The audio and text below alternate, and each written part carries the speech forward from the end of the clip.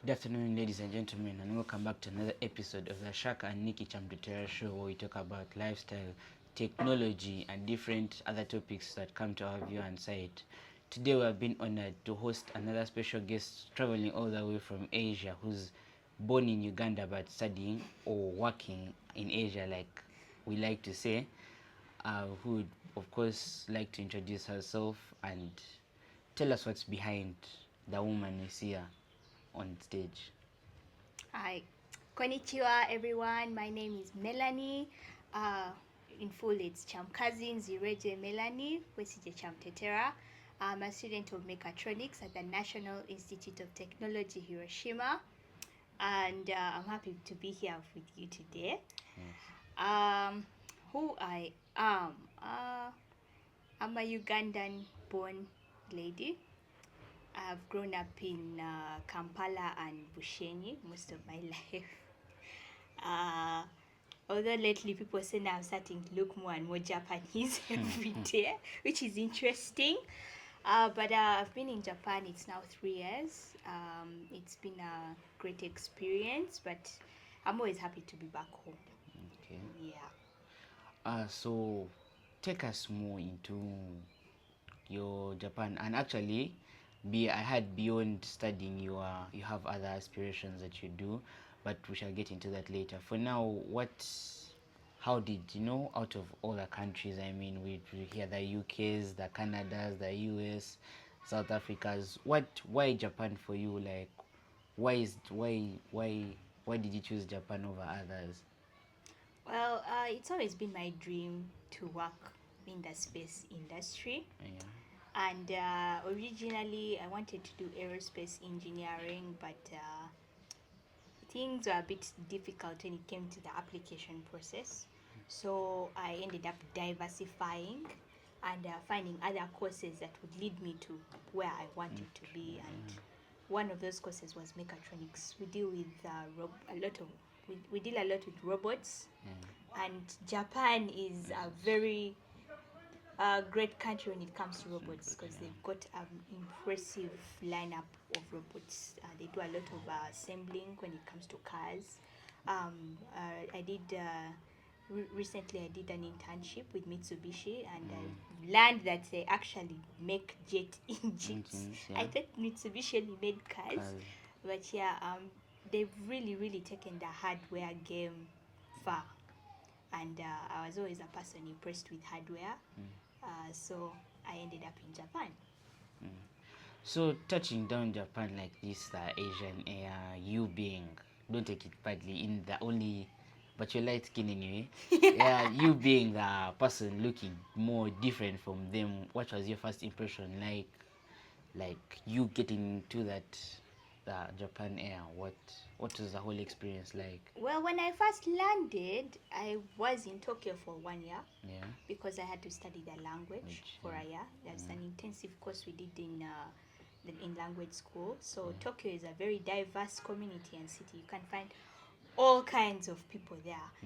My first experience, man, it was the language barrier. I know when they told us they don't speak English, there's still some expectation that you have that at least someone can say how are you, what. Yeah. But to get there and to physically be there and see that even all the signposts are in Japanese, Yeah. like everything you see around you is in Japanese. It was you just take a moment to like, okay, yeah, guys, we're not joking. Like we're in, it's real Japanese here, and all the teachers strictly spoke Japanese. I remember my first time when we had just landed. I didn't have a SIM card yet, and so I had to rely on areas with Wi-Fi. So when I'd go to a supermarket, sometimes there'd be no Wi-Fi, and you have to shop blind. You don't know what you're buying. You just have to rely on instinct. Nothing is the same. Yeah, nothing is the same. And in Uganda, we have a lot of brown sugar, but I've discovered, okay, I've realized that abroad they seem to have a lot of white sugar. Yeah. So the first week we were doing shopping like for groceries. I went to buy salt. I went to buy salt. Now, I know people know, I must be familiar with Yamaha, the way the company that makes motorcycles also makes pianos. Yeah. The company which makes salt also So makes sugar, yeah. and they pack them in a In the similar same, package. So I reached there and I was so confused. I was looking for salt. I ended up buying sugar. So it was like it's a moment where you have to relearn everything from is, scratch. yeah. Like to the point, even salt and sugar, you Yeah. have to learn afresh. Even to write the ABCs, you have to start from scratch. It was a whole new experience. Basically a nursery. Yes, you're from like nursery a baby all over again. You can't yeah. communicate until maybe when you get a SIM card, and then you can now start to hustle with your translator. But otherwise, it's hard. It was hard. Like that first week was hard. Really. Yeah, I remember we went into class, and the teacher was greeting us. Hey, konnichiwa, kyo wa, benkyo hajime masho, and we're just looking like, wait, we are going to study in only Japanese, like there's no English translation for what you say. Because I remember she came, she greeted us, and we're just looking at her like, what are you saying? We don't know what you're saying. And the teachers, of course, know you. And you, yes, have and I a, think a it's barrier. yes, but I think it's part of the training when you're forced to speak. Because if they give you an option of English, it would take you longer to adapt. Yeah, but they speak only English. We wrote in they speak only Japanese. We wrote in Japanese. Like even your name, if you write it in English, they can't read it. You have to write it in Japanese. So like it was quite a process. Yeah. So did you being in Japan after rather Tokyo for a year, did it make you want to be like, I want to go back home so bad, or like you still had the love for being abroad? Tokyo was fun. There's a lot of things to do there. Like I did a lot of malo. Yeah, that's the first time I saw a train. Ha, guys, bullet train. What, guys? Now all these Japanese are so disciplined. You enter the train, the bus. You have phoners to be on silent. Not these things of making noise on the train or the bus. You don't even pick a call on the No, train. you're not supposed to pick the call on the train. I think also because the radiomagnetic waves can interfere with people who have pacemakers. Because there's a lot of elderly people. Oh, that was another thing. So many elderly all over the place. But yeah, so you're not allowed to use your phone. Then the buildings were so tall. The place is so clean. Then of course the famous Japanese toilets. Like Tokyo is just a whole year of exploration. Yeah, so after my language year, then I moved to Hiroshima. The place I moved to is much quieter and more remote. And I think they do that because they want you to focus just on school. Yeah, so there's not a lot of distractions around. Yeah, so I'm normally at school now. Okay. So at school, were you the only person in your category who was facing all these challenges, or you came along with other people from other countries that also had the same aspirations as you? Okay, well, I went to Japan on the Japanese government program called Mixed. I'm not going to go into the full form because it might be hard for people to capture, but in short, it's Mixed. It's a partnership between the Japanese government and different countries. They give scholarships to a certain number of students, and then they go to Japan. Then when you get there, we normally study language school together in the same school. So in language school, I was with other international students. But then after that, we separated based off the courses we are doing. So different people doing different courses would end up in different schools. So yes, when I was going, we were about 5 students, 3 at bachelor's level and 2 in master's. All on. Yeah, all on scholarship. But we never went to the same schools. Yeah, so at the moment, I'm the only African in my school. Last year we were 2, but the second one was from Madagascar. He graduated, so now that just leaves me. And I'm the only international female student they've had at my school in 5 years. So the rest were all male? Yeah, all the rest are male. They're usually male. Actually, females are really few. So that's interesting. But even aside from the international student, I think even the Japanese themselves, because in my class we're only 4 females, the rest are male. I I think it's to do with more of the course that I'm doing. Okay. Yeah. And in the course, what's the number like? Are there very many? In my department, we're 44. 44. 4 girls, 40 boys. Oh, Or men. Yeah. okay. So, looking into, let's go aside the study, what made you want to, go beyond education and have your other aspirations in mind? Well, I don't know if you've ever come across a Japanese person, but living among the Japanese, I admired how passionate they were about the things they do. Yeah. They are so passionate, like when they're doing something, they really put all their effort into it and they make sure they are doing the best that they can. As used to our Ugandan system where you do, like, if you're doing coursework, you do the coursework, how you've done it, then you submit, then the marks you get, that's the mark you get. Yeah. But things are different the other side. You will do that coursework until you have 100% everything right. Yeah? Like they'll make you do it over and over again until you've got it right. Yeah. And then now the different marks come in. How many times did you repeat? Now, for example, when you're writing reports, for every time you submit and they send you back, they deduct 5 marks. So the longer you take in trying to perfect your report, the lower your marks get. Yeah. And then, of course, they add in aspects of deadline. They're so punctual. Like everything there runs on time. Like It's not on Ugandan time. it runs on time. Like in Japanese time, you have to be early. Like actually, someone was complaining that it's only in Japan where you go to take the train and you find that the train left you yet you are 5 minutes early. Like it's only in Japan where you go and you see that the train departed early. Like those people. Actual time. Yeah. So these were very punctual. So they are very passionate. I liked seeing people do things like when someone is in a club, they really put in their all. And I'm like, I don't see this passion back home. Uganda. Like in Uganda, like when people do something, they're doing it because you're going to get some money there and that's it. Where is the passion? Yeah. And I remember we were talking about the Shinkansen, that's the bullet train. And they were doing some tests on their bullet train. I think right now China is the one with the fastest train. But I'd asked them, I thought Japan was the one that had made the train before. Why is it China now that is making faster train? And they're like, we made the train, but we need to take time to test it and test it and test it again. So that by the time we have released it, we are sure of the things we've made. Because they're like, China has released, but have they tested it enough to put it out in the public? That was their way of thinking. So like you see, like they take their time and make sure that by the time they've produced work, they It's are accountable for. Yes, and they're like 100% sure of their quality. So it was nice to see that and be around it. And I'm like, I would also want to be a part of such a community, to have something I'm passionate about. And I'm like, and I would want that to be back home. So I got together with a group of my friends, and we put together a team. And one of the projects we did was to do with the World Expo. But even aside from myself, I've seen other international students also be passionate.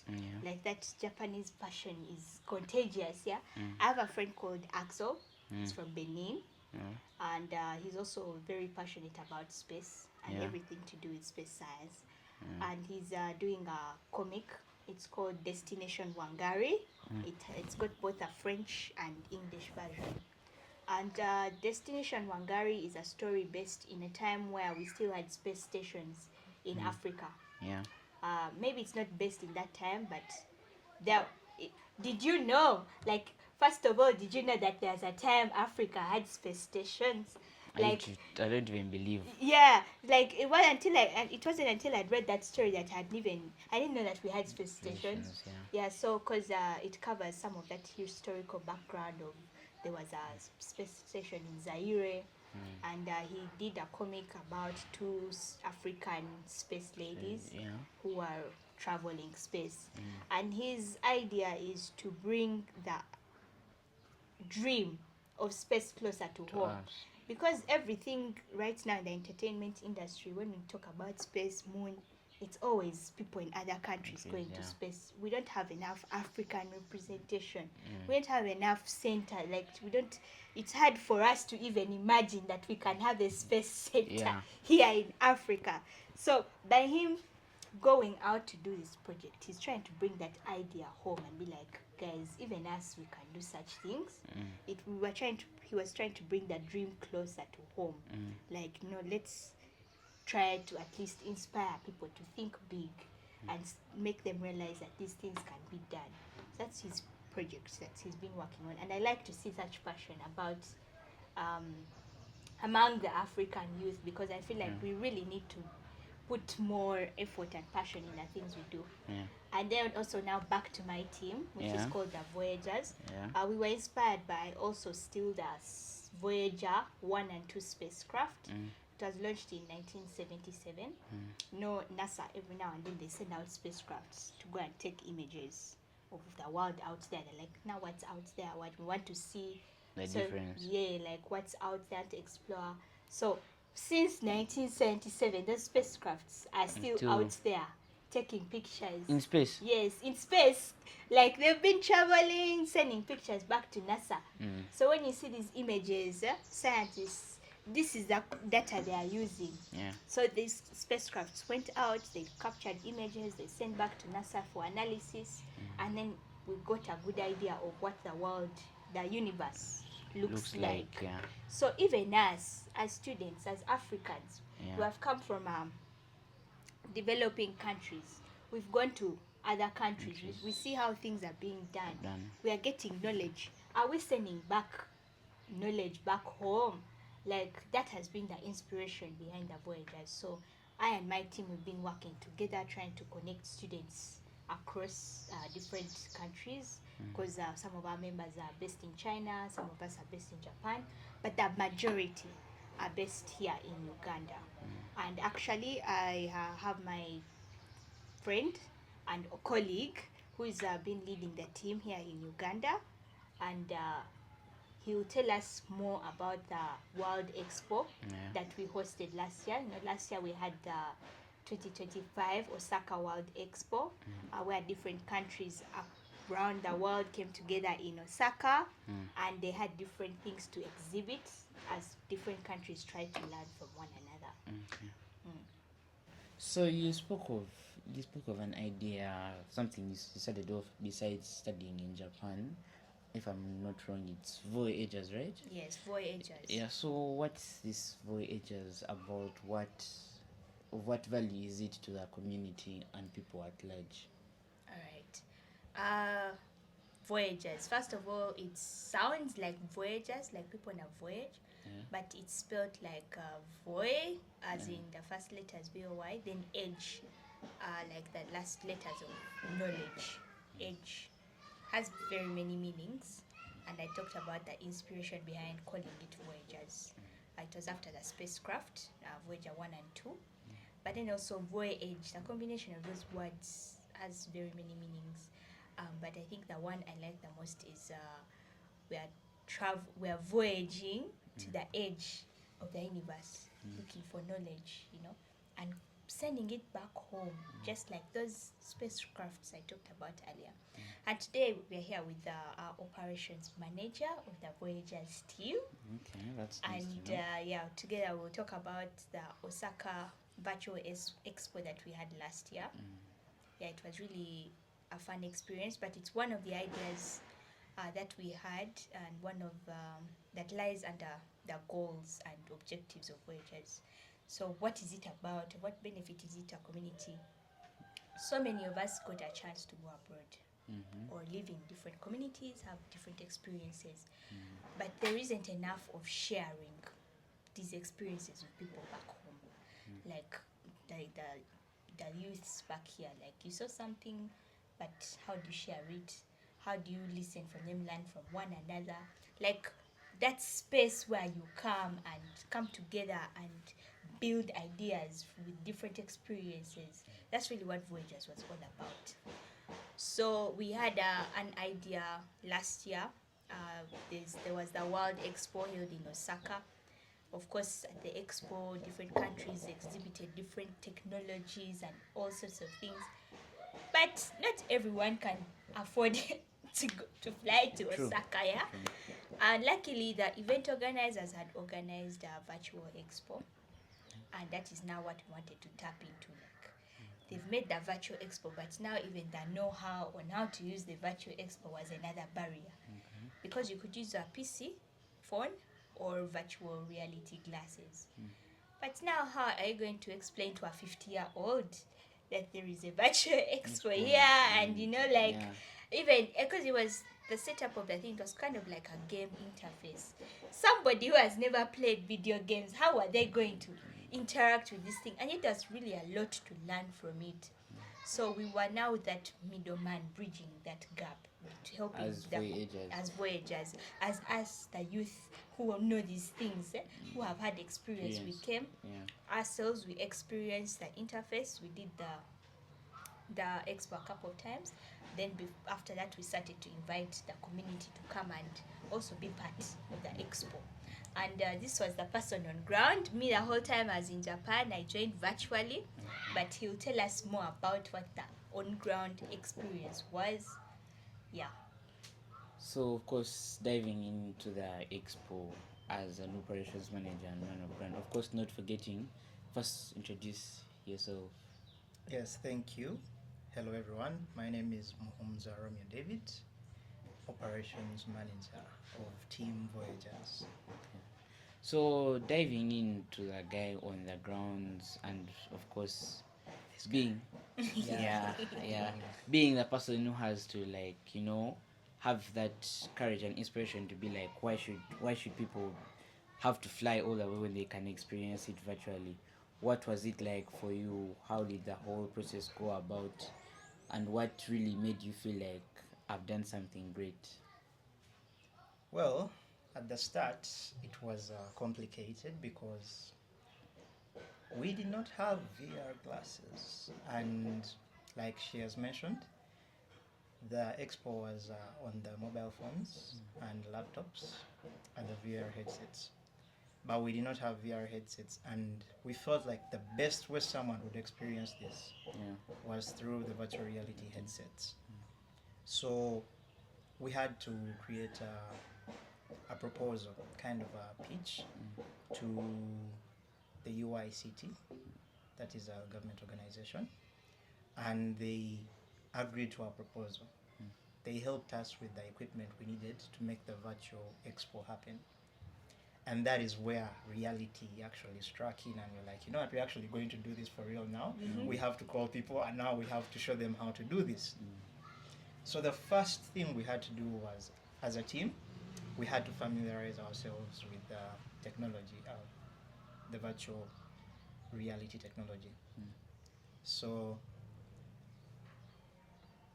it's a video game interface, like she said.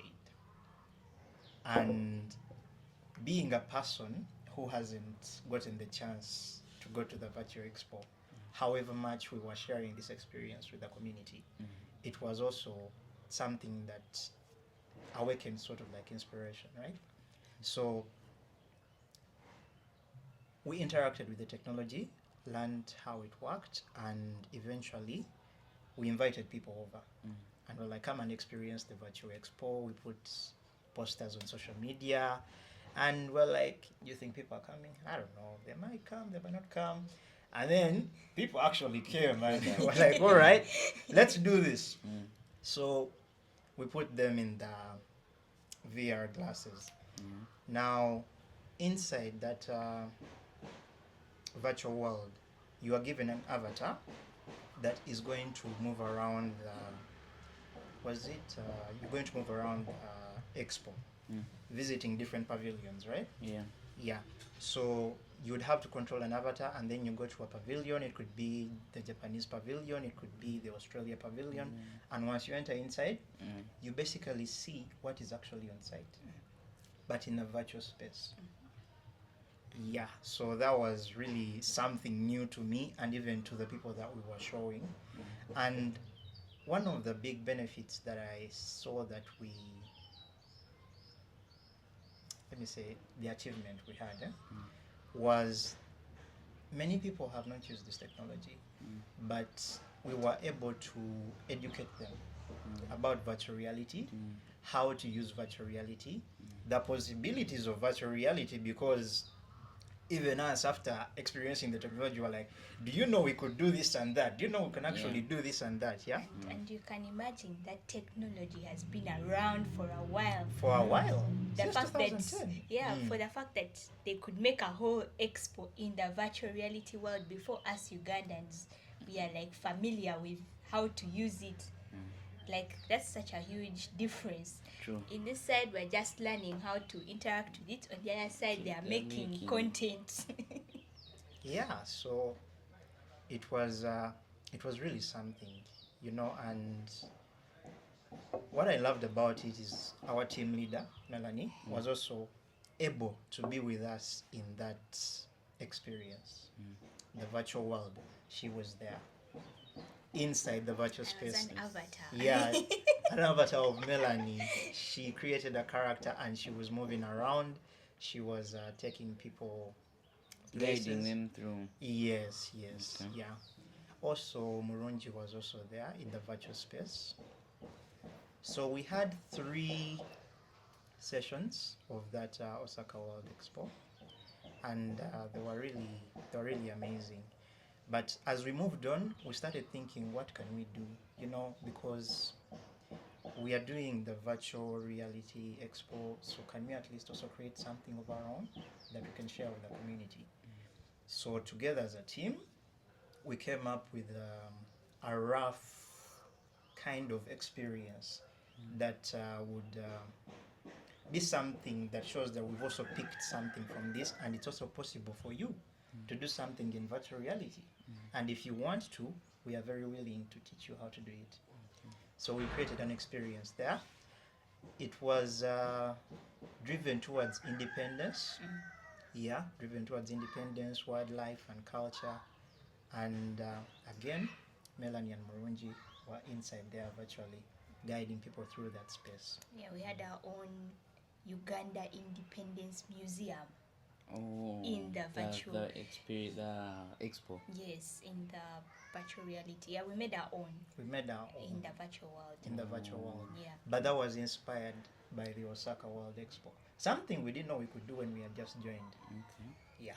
So do you believe after gaining all this experience, you believe like you can now carry this on as a business and keep on sharing more and more, probably turning it into a wild, big, wide thing for the whole country at large? Yes, I believe that is the bigger goal, because aside from virtual reality, there are so many other things that we can do in the technology world, in the creative world, in the business world, whatever industry, whatever field. We as Voyagers are welcoming anyone with ideas, anyone with curiosity, something that you want to try out. Come to us, we shall work together with you and see if we can make it happen, and we shall make it happen. Yeah, because in an era of shared technology and content out there, why wouldn't you come and say that you want to build a fridge, let's say, from scratch? Like the knowledge is there. All we need to do is know the materials we need and gather the people with the needed skill set. Come, we sit together and make the thing you want. I feel like we are no longer in an era where these things are not possible. I feel like we just need to be intentional about creating such spaces. So if right now you had an idea, who is your go-to? Where do you go and say that I have this idea, I want to make it happen? Do you know the necessary people, the necessary procedures? Like, I haven't seen enough of such spaces that trigger curiosity. We're just there waiting to import finished things, and then To be called on by someone. Yes, Let's to be start called this. on by someone. And sometimes they even bring things, and they also bring people to run those things because they claim that for us we don't know how to use these things. So if we don't start taking initiative to learn these things, to teach ourselves, to be innovative, who's going to do these things for us? It's like normally I like to tell people, like, yeah, when you're here, you're competing, you think you're competing with Gayaza, Budombu, and your end goal is Makere. But the reality is you're competing with your age mates across the entire world. And you're representing the country. So if people your age are building cars, for you at your level, what are you able to do? Like, I feel like that is the mark that we should be looking at. Not just your fellow people who are equally lost. You need to be looking up, like higher, like aim higher, build, like we need to see more creative minds. I want to see schools have science fairs that are, of a bigger level. Back in my day, when we would have science fairs, there were lots of things we never had. Yeah. So the science fair of today should not look like the science fair of my back then, time. Yes. yeah. What has changed? What has improved? Now they've brought new curriculum. We want to see. What is the difference? Is it like, we need to see progress and significant progress at that, because the internet has changed so many things. Everything is now DIY. The materials are there. Now we have Amazon. We can ship. These things can be shipped from anywhere in the world. Yeah. Now we have 3D printers. These things can be printed anywhere in the world. So those things are being made accessible to you. What are you doing with that knowledge? And to see people be, inspired, Creative. like, and them to see something like, even me, I can do that. Let me go and try. Like that passion, that creativity, like, I want to see people pushing themselves, not waiting. Yeah? Not sitting around waiting. That's, I think, really the dream behind Voyagers. Yeah. Yeah. Alright. So, leaving aside the aspirations, let's get into culture and personal life in Japan. What are your favorite foods? What's been your favorite place so far? What are the things you love about Japan, basically? The food is great. Yeah. I actually get a lot of questions about Japanese food. Japanese don't eat a lot of spicy food. So even when you find like Indian cuisine, Chinese cuisine, it's been adapted to Japanese taste buds. So even I can enjoy it because they make it less spicy for the Japanese. So I find myself enjoying it as well. But my favorite Japanese food would be gyudon. It's a beef rice bowl. It's like rice with Beef rice what? Beef rice bowl. It's like a bowl of rice with like beef on it. Yeah. And they cook the beef in like soy sauce and sugar and ginger and The taste. some wine there. I really like it. It's like sweet, savory. Okay, not very savory, more on the sweet side. But it's nice. I like it. And I usually eat it at Sukiya. There's like a chain restaurant called Sukiya, but I think my current location, the Sukiya is a bit far, so I cook. You cook the meal yourself? Yes, I cook the meal myself. I try to do some Japanese You were trained recipes. or you just I'm on watch off YouTube. YouTube? Oh, okay. YouTube, yeah. Yeah, so I do like their grilled meats. Yeah, yakiniku is really good because we have like grills in the table and then you grill and eat. Yeah, and lately I think I've been into kimchi. I know kimchi is Korean, but we also have some kimchi there in Japan. You can find kimchi in the supermarket. Okay. Yeah. What's that one thing that you think that's in Japan that Uganda should adopt or have? That's something that you feel like would change Uganda's developed way of living? I think we need trains. Oh my god. Why? Since I went to Japan, I've not even missed not having a car because the trains make life so easy. They're direct, like you get from this station to this station and you you're just at move your from place. here to there. And the way they designed it, like just connect all the towns. So I could be going to Kampala and I'm there in like 5 minutes. You just go and stop. Like, it's so efficient and like, especially if you live near a train station. Yeah, you just walk to the train, go where you're going, come back. In fact, majority of us have bicycles and they use the train. I don't think very many people have cars even. So the trains are like they take you direct to the place, so they're not like these just Ugandan station. things where you stop at the main road, then you I have to know, get a even border the- to go to No, go home now. We don't have borders. No, I'm like, no, you don't have necessarily get a border, but like you take some distance to go home after the train station, or Well, it they're depends where direct? you live. Because, of course, if you rent a place near the train station, it's expensive because they know That's your aim. yeah, that's your aim. So Yeah. it's expensive. But what most people do, they'll have a bicycle. You ride the bike to the train station. You park it there because there's parking for the bike. You lock the thing. You board your train, go to work, come back, get the bike, go home. That's normally what people And do. they can't take the bike. No. You The sure? bikes have license numbers. Oh. Yeah, everything has a number, so you can't. Yeah. Well, it's very rare. But theft in Japan is very Rare. especially. I mean, they take things like umbrellas, like when it's raining and you enter a supermarket, you leave the umbrella outside, so you come back. Those are things they take, but to find where they've stolen your car, what? Those are rare things.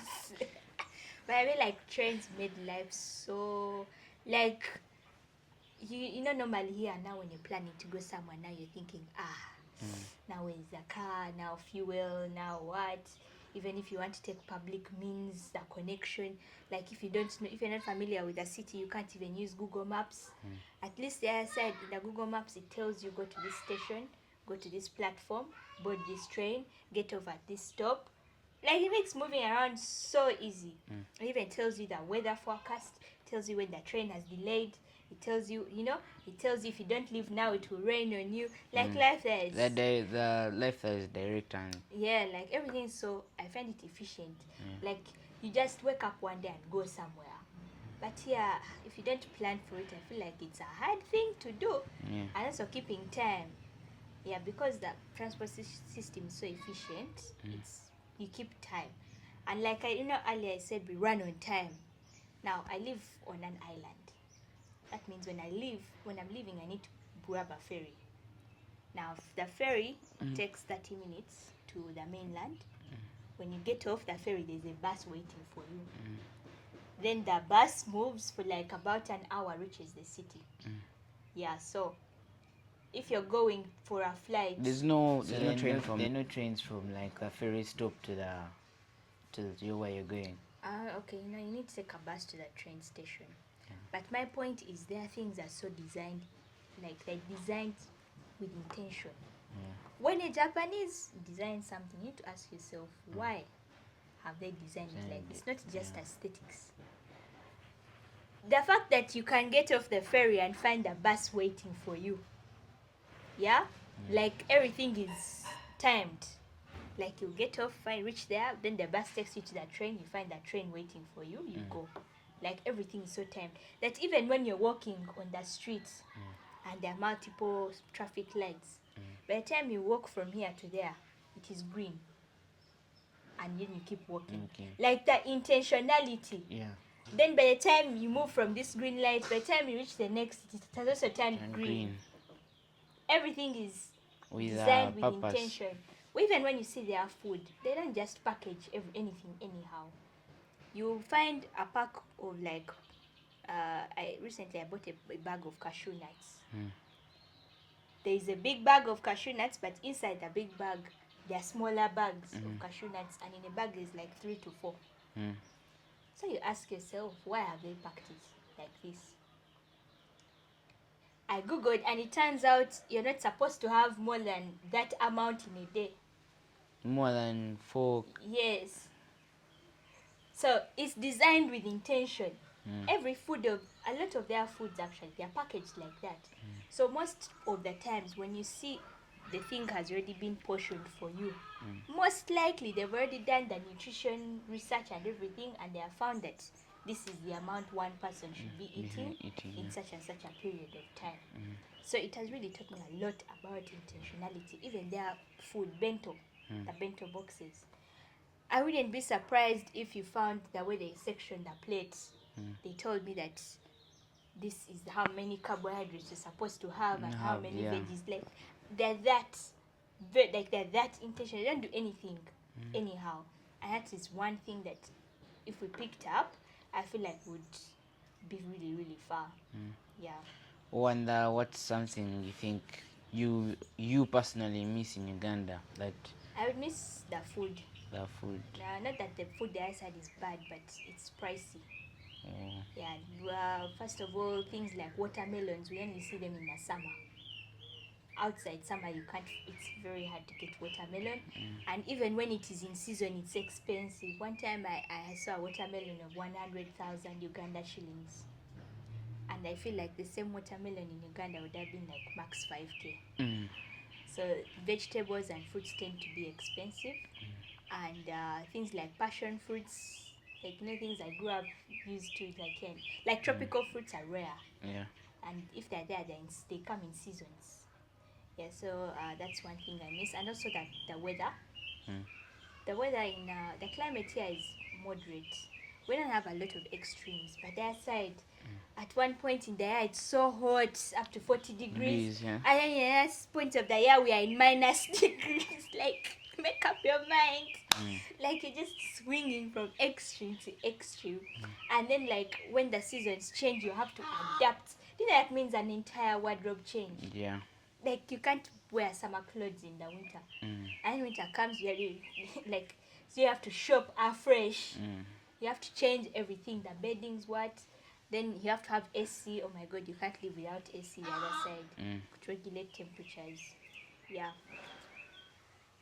So You don't that's miss what your I family? They've been visiting me. It's hard to miss them when I've been seeing them. They've visited a couple of times. I've also been coming back home. So it's been fair. It's fine, and we're connected online. Yeah. Oh, coming to the end, what do you think? What would be your advice or your lessons learned for someone who also has the same dream to study in Japan? Well, for starters, every year the Japanese embassy opens applications for the mixed scholarship, so I'd encourage you to give it a try. The When does that application happen? period is about April to June, Yeah. so anytime now that it's about to open, just keep monitoring. And the process, you apply. Then, of course, if your application goes through, they call you back for a written exam. Do the written exam. When you pass, you do an oral exam. When you pass, then you wait for the final screening. Oral exam is about. They ask you, interview you, why do you want to go to Japan, or what do you want to study, things like that. Yeah. So oral exam, and then after that there's the final screening. They'll like every embassy recommends, then they screen again, and then if you pass through, then you'll be leaving. It takes about a year from when you apply to leaving. Yeah. So if you apply April this year, you most likely be leaving April the following year. Yeah. Okay. And then what other like in your basing from what you have learned so far, what do you think needs more of knowledge out there to other people that you can give in terms of life growth? I think we need to be mindful, intentional. We need to be passionate. When you do something, do it well. Yeah, whatever you've chosen to do, do it well. Make research, be intentional about it, and yeah, we need to stop doing things half-heartedly and producing poor quality stuff. We need to put in our all, and yeah, and I feel like if everybody were to do that, imagine if everyone was doing their part that well, we would be so far. Yeah, so I think that's one thing that I would say. If you're doing, if it's studying that you're doing, study well, focus, study, pass. If it's work you're doing, do it well. Yeah. Okay, I think that's it for today. I've heard it from the half Ugandan, half Japanese Melanie, who has shared her experience and views. For the viewers out there, don't forget to subscribe, like, and keep on sharing this for other people who would learn to gain experience in terms of other countries. And if you really feel like you also want to share your experience with us, please feel free to reach out in the comment section below.